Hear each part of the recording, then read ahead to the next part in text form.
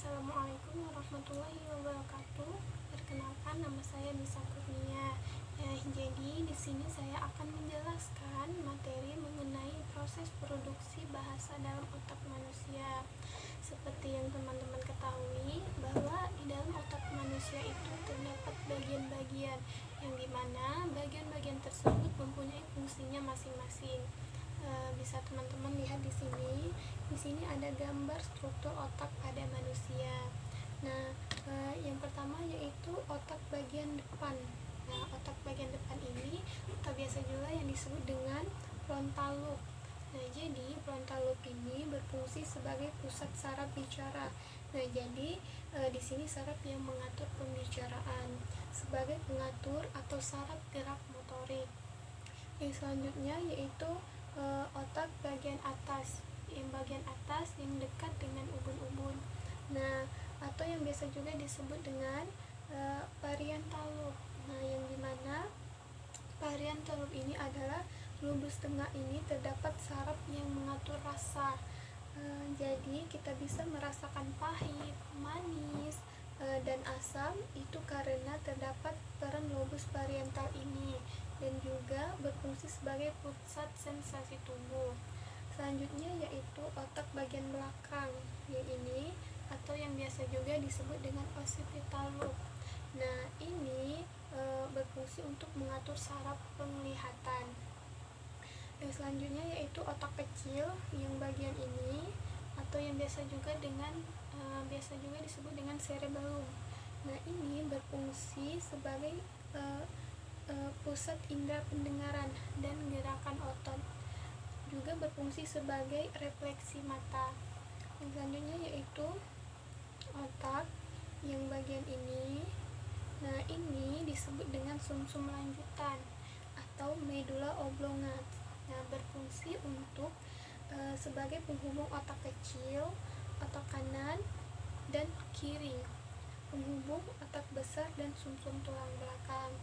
Adapun selanjutnya otak yang bagian ini bagian tengah, ini disebut dengan otak bagian temporal atau temporal lobe, yang dimana otak bagian tengah ini berfungsi sebagai saraf pendengaran. Jadi kita mampu mendengar itu karena adanya peran saraf yang terdapat di lobus temporal ini atau temporal lobe ini.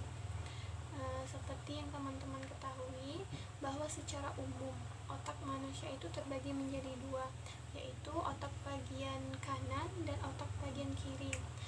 Yang dimana otak kanan ini bertanggung jawab untuk mengolah bunyi non-bahasa atau non-linguistik seperti bunyi musik, bunyi lalu lintas, bunyi bising, bunyi burung, dan lain-lain sebagainya. Adapun untuk otak yang bagian kiri, nah otak bagian kiri itu bertanggung jawab untuk mengolah bunyi bahasa atau linguistik, atau juga yang bisa disebut dengan sebagai pusatnya bahasa. Nah, yang menjadi pertanyaan di sini, manakah yang lebih dominan terhadap pemrosesan bahasa, otak bagian kanan atau otak bagian kiri? Jawabannya adalah otak bagian kiri atau hemisfer kiri. Namun bukan berarti otak bagian kanan itu tidak memiliki fungsi bahasa sama sekali. Otak bagian kanan itu tetap diperlukan ketika kita membaca dan mengerti mengenai angka-angka, huruf-huruf, dan kata-kata pendek sepanjang tidak membutuhkan respon nonverbal. Adapun untuk wilayah bahasa pada otak itu terbagi menjadi 4 area, yang dimana yang pertama itu area Broca, yang kedua area Wernicke, yang ketiga area Erquit vesciculus, dan yang terakhir yaitu area cortex motor, yang dimana area Broca ini terletak di otak bagian kiri dan bertanggung jawab pada kemampuan bahasa lisan atau perencanaan kata. Kalau untuk area Wernicke itu juga terletak di otak bagian kiri serta bertanggung jawab pada kemampuan memahami ujaran atau makna arti. Selanjutnya yaitu Arcuate vesciculus, yang dimana Arcuate vesciculus ini yaitu sebagai penghubung antara area Wernicke dan Broca yang bertanggung jawab pada hubungan kemampuan pemahaman dan ujaran. Selanjutnya yang terakhir itu ada area korteks motor. Nah, area korteks motor ini berdekatan dengan Broca yang bertanggung jawab untuk mengendalikan gerakan otot seperti menggerakkan tangan, menggerakkan lengan, dan menggerakkan kaki serta lain-lain sebagainya.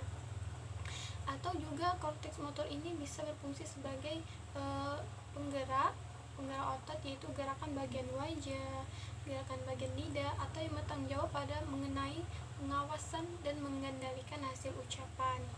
Nah, dari penjelasan tersebut dapat kita pahami dan dapat kita simpulkan bahwa proses produksi bahasa itu yang pertama itu kita mendengar ucapan atau ujaran dari sekeliling kita atau dari orang yang berbicara dengan kita, kemudian itu dipahami melalui telinga.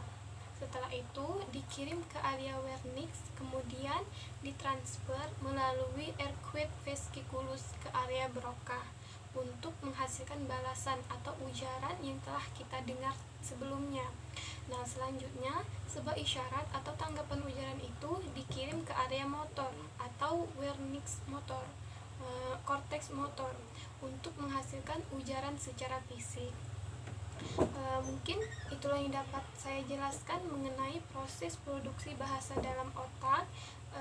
Syukran. Wassalamualaikum warahmatullahi wabarakatuh.